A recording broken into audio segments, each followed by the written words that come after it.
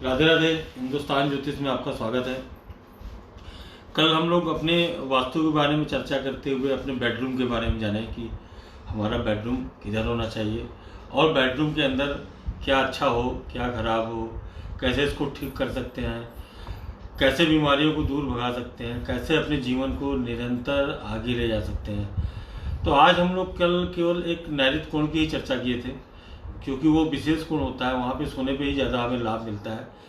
आज और कोणों की हम चर्चा करेंगे और वहाँ रहने से क्या लाभ होता है, क्या हानि होती है, हमें इस बात की चर्चा करेंगे। तो आइए पुराना फिगर देखते हैं। बहुत बात न करते हुए हम लोग पुराना फिगर देखते हैं। कल हम लोग ने चर्चा किया था राहु के स्थान में सोने के लिए। तो अब इस फिगर चार्ट को हम चेंज करके एक नया चार्ट बना लेते हैं, जिससे आपको समझ में आ जाए साफ साफ। ये प्लॉट हमने खींच लिया।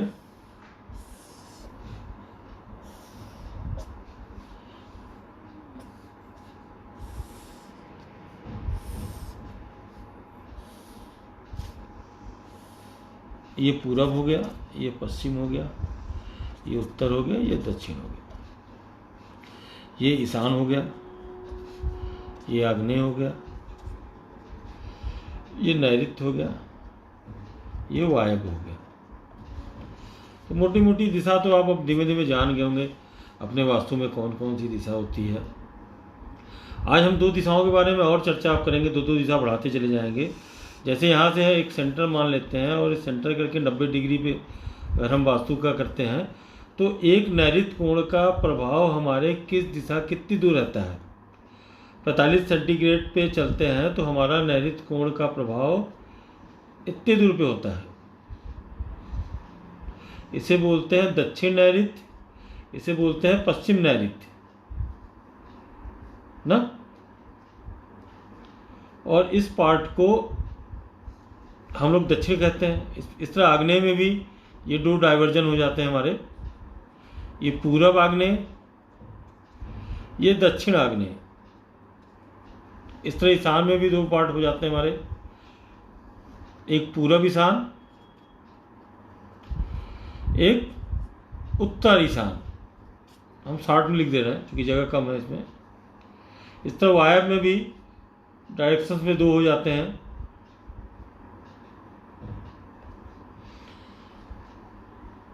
तो इसको पश्चिम वायव्य और इसको उत्तर वायव्य कहते हैं। तो कल हमने बेड की चर्चा की कि पश्चिम नैऋत्य कोण से सटा हुआ बेड ही हमें बेनिफिटेड होगा। ठीक है। आज अगर हमारा नैऋत्य कोण पे मकान हो, बेडरूम मिला हो, तो कभी कभी हम घरों में देखते हैं कि इस दिशा नैऋत्य कोण में सो तो रहे हैं, लेकिन वो राइट साइड मतलब दक्षिण की दिशा की तरफ ही बेड लगाया हुआ है। दक्षिण नैऋत्य कोण की तरफ ही बेड उन्होंने लगा लिया है अपना। इधर से भी लगाने पे वास्तु का दुष्प्रभाव पड़ता है। आदमी के अंदर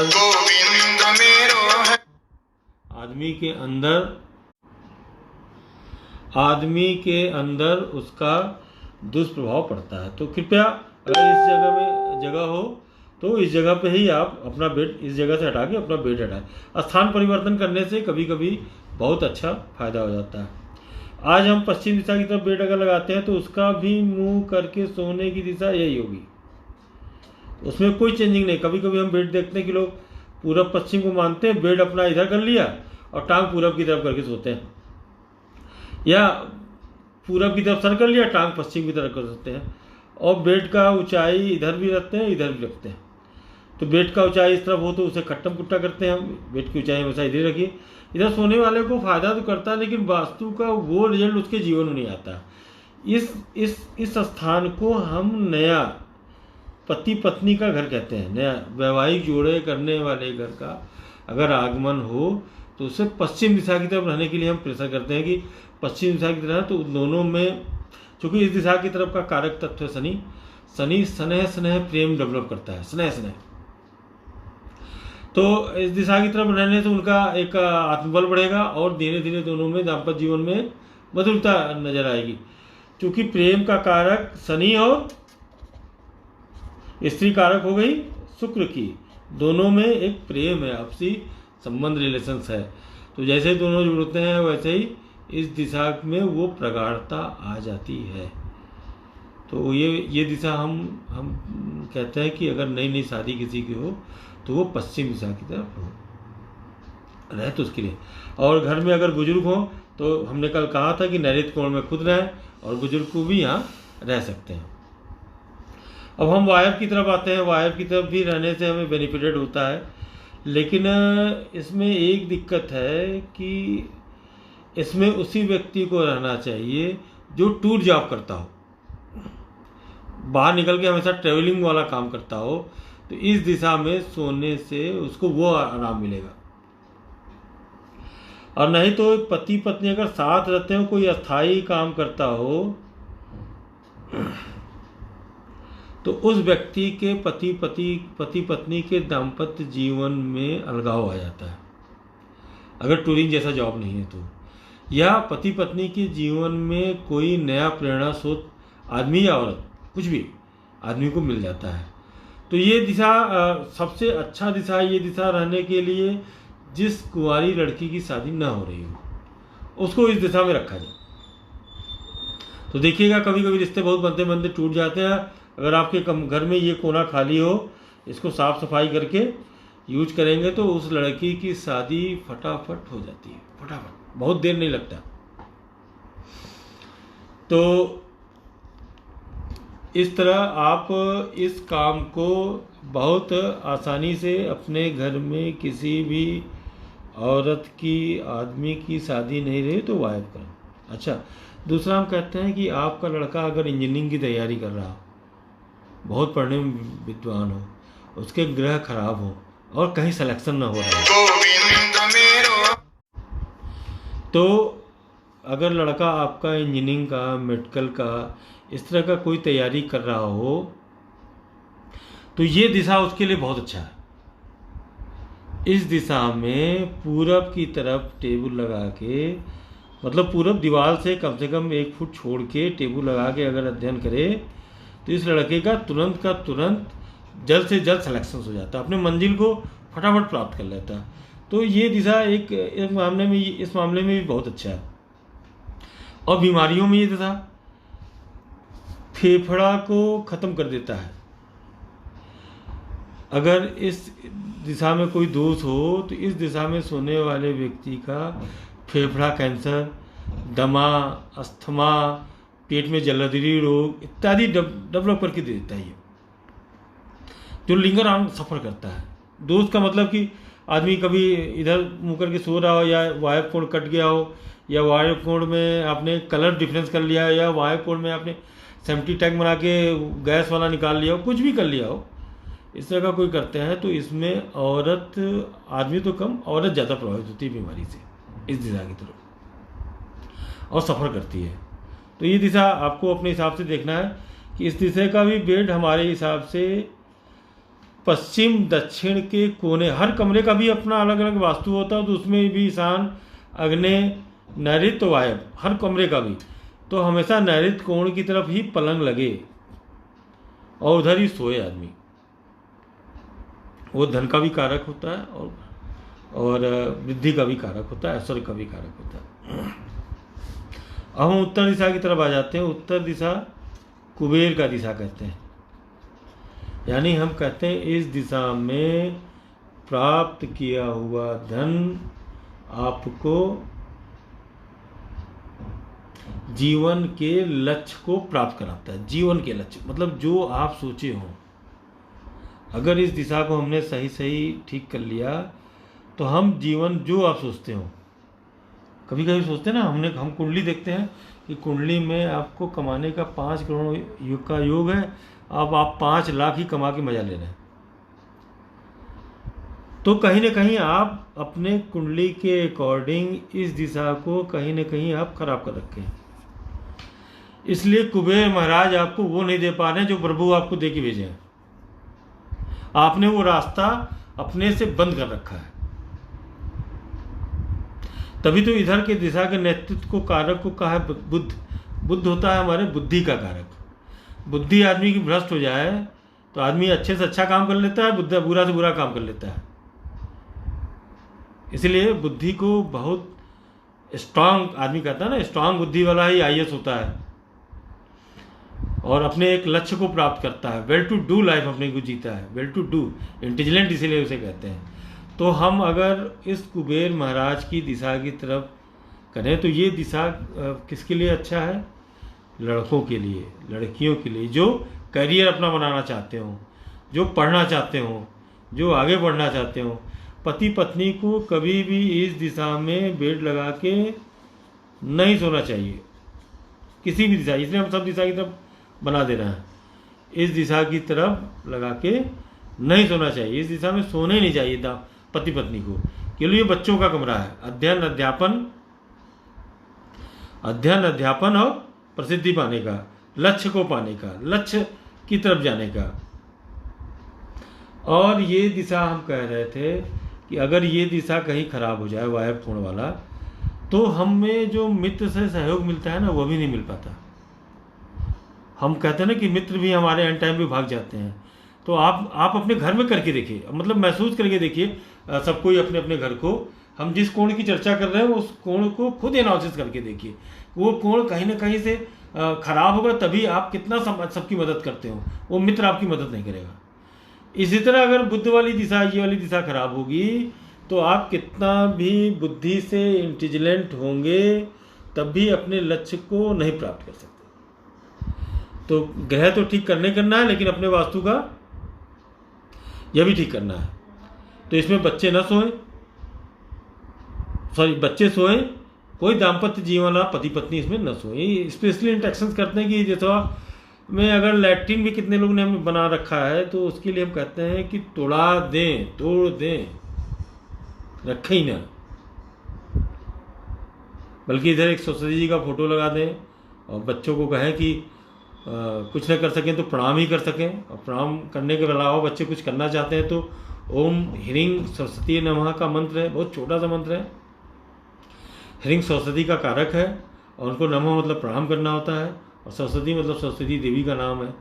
ओम ह्रीं सरस्वती नमः करके अगर एक 5 बार 11 बार बच्चा करने लगे तो उसकी बुद्धि में और सॉफ्टनेस आ जाती है। इस तरह बुद्ध दिशा की तरफ हम चाहेंगे कि दाम्पत्य जीवन जीने वाला व्यक्ति इस तरफ न रहे और बच्चे ही रहें, अच्छा होता है। अब आते हैं हम लोग ईशान की तरफ। ईशान की तरफ हम कहते हैं कि ये देवों का स्थान है। तभी भी कितने में वास्तु में जगह, आजकल हर के हिसाब से जगह नहीं होता, तब भी लोग ईशान में सोते हैं। तो इसमें भी हम कहते हैं कि पति पत्नी न सोए, इसमें भी पति पत्नी न सोए, चाहे इस दिशा की तरफ, चाहे इस दिशा की तरफ, चाहे इस दिशा की तरफ, अकॉर्डिंग वास्तु। आदमी मजबूरी है तो सोता ही है, सोता है तो अगर इधर मंदिर बना रखे हैं तो पर्दा लगा लीजिए। लेकिन पति पत्नी के सोने से, इस कमरे में बड़े बुजुर्ग के सोने से मस्तिष्क में प्रॉब्लम धीमे धीमे डेवलप करने लगती है। अच्छा, आदमी शुरू में सोता है तो उसको समझ नहीं आता है। हम कहें ना उसको 7 साल बाद, 14 साल बाद, 21 साल बाद, आदमी की उम्र के 42 साल के बाद जब उसके बॉडी में हार्मोनल चेंज होने लगता है, मांस मेज रक्त मज्जा से हमारा इम्पोटी तैयार होता है, पोटेंसी तैयार होता है। उस पोटेंसी की बनने की क्षमता प्रभु ने हमें 40 साल तक ही दी है। उस पोटेंसी के बाद ही हम आगे का सफ़र जितना संचित एटीएम में रखते हैं उतना आगे बढ़ पाते हैं। तो ये इधर हरास होता है, ये खत्म होता है, तो हम आगे बढ़ने में बहुत ज्ञानवान बुद्धिमान होते हैं, तब भी बड़ी दिक्कत होती है। और सामाजिक आर्थिक समस्या भी हमें जूझना पड़ता है और आदमी खुद ज्ञानवान बनता है। इधर का सोने वाला व्यक्ति खुद ही बहुत बड़ा दिमागदार बनता है, लेकिन होता नहीं। देखिएगा कुतर्की होता है, तर्क नहीं कुतर्क। जैसे सब जिसे कहा उसी को बहुत बहुत बड़ा ज्ञान है। हम लोग तो इतना पढ़ने के बाद भी अपने सब्जेक्ट में पूरा ज्ञान नहीं लगता कि पूरा ज्ञान हो गया, कहीं ना कहीं अधूरापन लगता है। लेकिन इस दिशा में रहने वाला व्यक्ति आपको ऐसा लगेगा, कुतर्की, तर्की नहीं कहते इसे, कुतर्की, कि बहुत बड़ा ज्ञानी, इसीलिए समाज से भी आदमी कटना चालू हो जाता है कि अरे जाए। तो इस दिशा की तरफ हम कहेंगे कि बच्चों को सुलाइए जो पढ़ने वाले हों, ये दिशा बच्चों, लड़कों। हाँ, अगर जिस लड़के की शादी करनी हो, लड़के की शादी करनी हो, इस दिशा में अगर सोता हो तो इस दिशा से हटा दीजिए। उसको हम कहाँ शिफ्ट कर देंगे? वायब में। जिस लड़के की शादी करनी हो उसको हम शिफ्ट कर देंगे वायब में, तो उसका शादी फटाफट हो जाएगा। नहीं तो ईशान कोण पे रहने वाला आया हुआ रिश्ता कट जाता है। अगर शादी हो गई तो लड़की पुनः अपने घर आके रहने लगती है। इस दिशा में रहने वाली लड़की, अगर आपके घर में लड़की है और शादी आपने कर दिया, यही कमरा है, तो अगर शादी हो गई, उसकी शादी होने के बाद भी उसको माँ का घर ही अच्छा लगता है, पति का घर नहीं। यहाँ से जुड़ा हुआ एकदम बंधन बना रहता है। तो इस दिशा में ये हमें इंडिकेट करता है कि अगर किसी की शादी करनी हो तो दिशा जरूर चेंज करा दीजिए। फिर आगे आपकी मर्जी, ये तो हमारा ज्ञान की बात है। ये दिशा होता है हमारा पूर्व दिशा, मान सम्मान, बड़ों से इज्जत, बड़ों से संपर्क, घर में बड़ों द्वारा आपको सम्मान प्राप्त। अगर ये दिशा आपने खराब कर लिया तो ये सब नहीं मिल पाता। हम बेड लगा के इधर सोते हैं तो बड़े बुजुर्ग इसमें सो सकते हैं, उनका भी दिशा यही होगा, नैऋत्य कोण वाला। इस दिशा करने पे उनको वायु विकार आएगा, इस दिशा करने पे उनको मन नहीं लगेगा, इस दिशा करने में पेट में समस्या आएगी, इस दिशा करने में सर में दर्द बहुत होगा। तो बेस्ट दिशा हमने कहा कि ये होगा। और आग्नेय कोण पे अगर हम रहते हैं, सोते हैं, अगर मेहमान का कमरा बना दिया तो मेहमान के लिए तो ये अच्छा है कि वो आके बहुत कम देर रुकेगा, मकान में बहुत कम देर रुकेगा, ये तो ठीक है। लेकिन अगर इसमें रहने वाला व्यक्ति जीवन यापन करता है, घर में रहता है, तो उसको बेचैनी बहुत होती है, हर काम को फटाफट करना चाहता है और छोटी छोटी बातों में एग्रीवेशन उसको रहता है और ब्लड संबंधी इसको समस्याएं घेरने लगती है। इस पार्ट वाले इधर हमने खाना खींचा, इस पार्ट वाले बिस्तर में पुरुष वर्ग प्रभावित होगा, इस पार्ट वाले में अगर बिस्तर तो स्त्री की। इस तरह सब में इधर सोने वाला पुरुष प्रभावित होगा, इधर सोने वाली स्त्री, इधर सोने वाला पुरुष प्रभावित होगा, इधर सोने वाला स्त्री। हर पार्ट में इधर सोने वाला पुरुष प्रभावित होगा, इधर सोने वाली स्त्री। तो अब आदमी अपने को चेंज करके देखे, किधर सोने वाला स्त्री प्रभावित हो रही है या पुरुष प्रभावित हो रहा है। और हम आर्थिक, इकोनॉमिकल, पैसा कहते हैं ना कि आप कितना भी कमा लीजिए, अगर इस कमरे में सो रहे हो आप तो झम, जैसे करोड़ों रुपए आग पे रखने वाले भट्टी पे रख दिया हो, 10 मिनट लगता है उसको जलने में, 10 मिनट, और कमाने में आदमी को पसीना आ जाता है। उसी तरह इस दिशा में सोने वाला व्यक्ति की पैसे कंडीशन ही हो जाएगी। तो हम कहेंगे कि अगर ये कमरा मिले तो फिर भी इस तरह पर सोने का प्रयास करिए, तो काफ़ी हद तक कुछ न कुछ ठीक होगी, कुछ न कुछ समस्या होता है। और एक सोने का कमरा हमारा ये बेस्ट है दक्षिण दिशा की तरफ, इस कोना उसके लिए बेस्ट है। ये कोना में आधा डाइवर्जन कर देते हैं तो ये कोना नहीं ठीक है। इस कोने की तरफ सोएंगे तो आदमी सोने का कमरा बना सकते हैं, यानी बड़ा लड़का की शादी हो गई हो, ये कमरा ना हो तो इस कमरे में भी उसको रख सकते हैं। ये कमरा बड़े लड़के के लिए अच्छा माना जाता है, वो परिवार की जिम्मेदारी उठाने वाला होता है, आपके रहने न रहने पे सारे तरह के दायित्वों को वो पूरा करता है।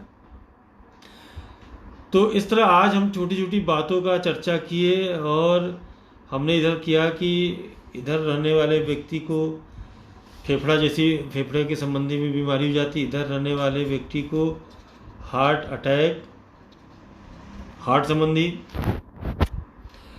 हाई ब्लड प्रेशर और इधर सोने वाले व्यक्ति को लो ब्लड प्रेशर,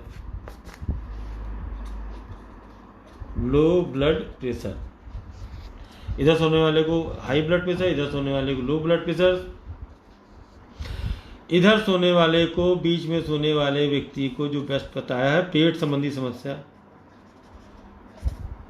इधर सोने वाले को सर संबंधी समस्या, माइग्रेन हो गया, ट्यूमर हो गया, इत्यादि की परेशानी समस्याओं को। क्रॉनिक डिजीज, अगर कोई कोण हमारा खराब होता है तो उस घर में कोई न कोई क्रॉनिक डिजीज जरूर होती है। खासकर तब जब हम सेफ्टी टैंक अपने वास्तु गेट के आसपास बनाते हैं तो उसके गले में होता है, बीच में बनाते हैं तो पेट में आता है, और किनारे बनाते हैं तो टांग में आता है। तो कहीं ना कहीं उसका इफेक्ट आता ही आता है। अपना सेफ्टी टैंक देखिएगा किधर बनाते हैं, उसके हिसाब से वो आता है। तो आज हम चूँकि बेड की चर्चा कर रहे थे, बेड में कल हमने बताया था कि वही ध्यान रखिएगा कि बेडरूम, जिधर भी बेडरूम आप बनाए उसमें शीशा न लगाए। बच्चे के कमरे में शीशा लगाना चाहिए। किस तरफ? इस तरफ। जितना अच्छा शीशा लगेगा बच्चे का बुद्धि उतना अच्छा होगा। तो ये ध्यान रखना है कि हमें अपना वास्तु कैसे ठीक करें, कैसे बीमारियों से बचें, और क्या करें कि हमें समस्याओं से न जूझना पड़े, और क्या छोटा छोटा उपाय करें। कल इसी में हम उसका उपाय भी बताएंगे कि अगर इस तरफ सो रहे हैं तो आपके पास जगह नहीं है, इस तरफ सो रहे हैं, इस तरफ सो रहे हैं, जगह नहीं है, तो क्या क्या उपाय करें कि इन जगहों से हमें निजात मिल सकती है। क्या क्या करें कि इन जगहों से हमें निजात मिल सकती, मतलब जगह से नहीं, मीन्स की समस्याओं से निजात मिल सकती है। क्या करें? मोटा होने वाला व्यक्ति अगर इस दिशा में सो रहा है तो कल हम बताएंगे किस दिशा में सोए, सोने से ही पतला होने लगेगा। हाई ब्लड प्रेशर वाला मरीज इस दिशा में सो रहा है तो किस दिशा में सोए तो लो ब्लड प्रेशर ही खत्म हो जाएगा। और कल चर्चा करेंगे हम कि अगर नैऋत्य कोण पे सोने वाला व्यक्ति कोई बीमारी जूझ रहा है तो क्या करें कि उसकी बीमारी दूर हो जाएगी, और क्या उपाय करें कि हमारा बुध ठीक होकर हमें ज्ञान दे जाएगा। इस छोटे छोटे उपायों की चर्चा करेंगे और कैसे ठीक करें कि हमारा वास्तु ठीक रहे। तो ये हम छोटी सी बात और करते हैं कि हम वास्तु में अपने क्या करें, क्या न करें, और कैसे करें, कैसे न करें। हम देखते हैं कि अपने घर में पेंटिंग आदमी खूब बढ़िया बढ़िया लगा लेता है, तो उसमें बहुत ध्यान देने की ज़रूरत है। पेंटिंग में तलवार, तीर धनुष, मारपीट या ऐसे किसी हिंसक जानवर का मुंह फटा हुआ चेहरा अपने घर में न लगाएं। ये नेगेटिविटी का कारण होता है। इससे भी घर में दुष्परिणाम, दुष्आत्माएं, सारी चीज़ें आती हैं जो हमें नहीं पता होता है। और उस पेंटिंगों पे कभी भी धूल गर्दा इत्यादि न जमने दें। और एक छोटा सा बहुत अच्छा उपाय है, कीजिएगा घर में तो हमेशा देव की कृपा बनी रहती है, हमेशा देव की कृपा बनी रहेगी। तांबे का छोटा सा बर्तन ले लीजिए, उसमें तसरी चांदी की रख लीजिए, उसके अंदर पानी से भर दीजिए, और चार मोती आता है जो अंगूठी पहनते हैं, मोती, 4 मोती केवल डालना है, और हर सप्ताह में अंतिम दिन इसको बदल देना है। जैसे रविवार को बदल दिए, सोमवार को नया रखना है, सोमवार को इसको करना है। तो ये सोमवार कीजिए, और उस दिशा में देखिए कि अगर आप और अच्छा इसमें करना चाहते हैं तो आजकल क्रिस्टल का कछुआ बनाता है। क्रिस्टल और स्फटिक और शीशे, ये कछुओं में बहुत अंतर आता है। एक्चुअली लोग शीशे का कछुआ यूज कर रहे हैं और सोचते हैं कि लक्ष्मी आ जाए। How can possible? तो क्रिस्टल थोड़ा महंगा आता है, तो क्रिस्टल मतलब स्फटिक का ही कछुआ खरीदें, चाहे इतना छोटा कर दें, चाहे इतनी चौड़ा कर दें, लेकिन वो अगर एक्चुअल रहेगा तो वो पॉजिटिव एनर्जी देगा। अगर शीशे का कछुआ खरीद लिया है और आपको पता नहीं है तो वो आपको नेगेटिविटी देना चालू कर देगा। वो पॉजिटिव एनर्जी आपके घर का खत्म करके उस दिशा में राहु वास करा देगा। यानी आपने ईशान कोण पे रखा तो गुरु के साथ राहु जुड़ने से क्या हो जाएगा? चांडाल योग। यानी उसकी बुद्धि दुर्बुद्धि में कन्वर्ट हो जाएगी। पैसा आने की जगह अनाज शनाज जगह लगाना लगेगा। आदमी कहता है कि धर्म हमारा खराब है। आदमी एक्चुअल सामान में पैसा नहीं खर्च करता, केवल जुगाड़ डाट काम पे सब काम करना चाहता है और धर्म को दोषी बनाता है। एक्चुअल उसकी परिभाषा नहीं होती। चाहे वो 100 रुपये रत्ती मिले, चाहे 1000 रुपये रत्ती। अगर आपको रखने की इच्छा है तो किसी सर्टिफाइड दुकान से लीजिए या किसी जानकार, हमारे पास भी उपलब्ध है। उसकी पॉजिटिव एनर्जी, कछुए की पीठ की एनर्जी पॉजिटिव होनी चाहिए और नीचे कछुए की नेगेटिव होनी चाहिए, तभी वो धन का कारक होता है। कहीं कछुए का पीठ का एनर्जी नेगेटिव हो गया और नीचे का पॉजिटिव हो गया, तभी वो कछुआ आपके घर के धन को खत्म कर देगा। आदमी को पता ही नहीं रहता, कहता है कि हम ले आए और शीशा ले आ दिया, राहु का कारक ले आके रख दिया। तो इस चीज़ का ध्यान रखिएगा कि हम क्या क्रिस्टल में एक्चुअली क्रिस्टल रखें। चाहे थोड़ा पैसा लग जाए, अच्छा करना चाहते हैं तो पैसा लगा कीजिए, नहीं करना चाहते तो कुछ मत कीजिए। फिर तो ऐसे ही अगरबत्ती दिखाई, बल्कि वो पॉजिटिव ज़्यादा देगा, कम से कम एक नॉर्मल लाइफ तो देगा। हम दिखावा करके नेगेटिव एडॉप्ट कर लेते हैं और सफ़र करते हैं तो कहते हैं कि धर्म से हमारा कोई बेनिफिटेड नहीं हुआ। घर में अगर आपके पास धन हो, थोड़ा भी धन हो, तो 9 चंडी यज्ञ जरूर कराएं। 9 चंडी यानी 9 दुर्गा का पूजा होता है ब्राह्मणों द्वारा। वो यज्ञ कराने से घर में सुख शांति ऐश्वर्य की प्राप्ति होती है और किसी तरह नेगेटिविटी को दूर करता है, किसी भी तरह की नेगेटिविटी को। बहुत सस्ता, सुगम, सरल माध्यम है। क्योंकि इस काम में पैसा आपका खर्च होता है, तो जब आपको मन करे, दिल करे, तो इसको जरूर कराना चाहिए। एक छोटा सा और उपाय कर सकते हैं। एक साफ सुथरी बोतल ले लीजिए, उसमें साफ शुद्ध पानी, आरओ का पानी डालिए। गौमूत्र, कपूर, हींग, वायविडिंग चूर्ण आता है, वायविडिंग चूर्ण, इसको मिला के खूब मिला लीजिए। केवल बाथरूम और टॉयलेट, ये 2 जगह नहीं डालना है। बाथरूम और टॉयलेट, ये 2 जगह नहीं डालिएगा। अपने पूरे घर में इसका छिड़काव कीजिए। देखिए कैसी पॉजिटिव एनर्जी वास्तु दोष को बैठे बैठे ठीक कर देता है। जैसे हम लोग कहते थे बंधा बाहर से पूरा घर छिड़कते थे, तो इस तरह पूरे घर को हम छिड़काव करते हैं तो हमें वास्तु पॉजिटिव मिलती है। घर का दरवाजा से आवाज आना भी मौत का कारण बनता है। घर में किसी अनहोनी का घटनाक्रम बनता है, तो इस तरह घर में जो दरवाजा हो वो प्रयास करके उसकी आयलिंग ग्रीसिंग खुद ही करते रहिए। दूसरा तीसरा मतलब अंतिम बात ये कहना चाहेंगे कि धुला कपड़ा के साथ गंदा कपड़ा ना अलमारी में डाल देते हैं कि कल धुलेंगे, तो धुला कपड़ा के साथ गंदा कपड़ा न रखें। गंदे कपड़े का अलग जगह बनाएं, बल्कि उसका स्टोर आता है आजकल 100-200 रुपये में, उसी में पैकेट बना के किस दिशा की तरफ रखेंगे। राहु की दिशा की तो कदापि, दक्षिण दिशा की तो कदापि नहीं रखेंगे। हम किस दिशा की तरफ रखेंगे? पूरब दिशा की तरफ, कोने में नहीं, बीच में, कोने में नहीं, या वॉशिंग मशीन के पास जहाँ कपड़ा धुलने के लिए आपने बना रखा है वहाँ रखेंगे ना। राहु की तरफ थोड़ा साफ सफाई ज़्यादा रहे तो हमें घर में दुर्बुद्धि होने से बचाता है, हम आगे बढ़ते हैं। तो आज के लिए बस इतना ही। हम लोग मिलते हैं कल। राधे राधे।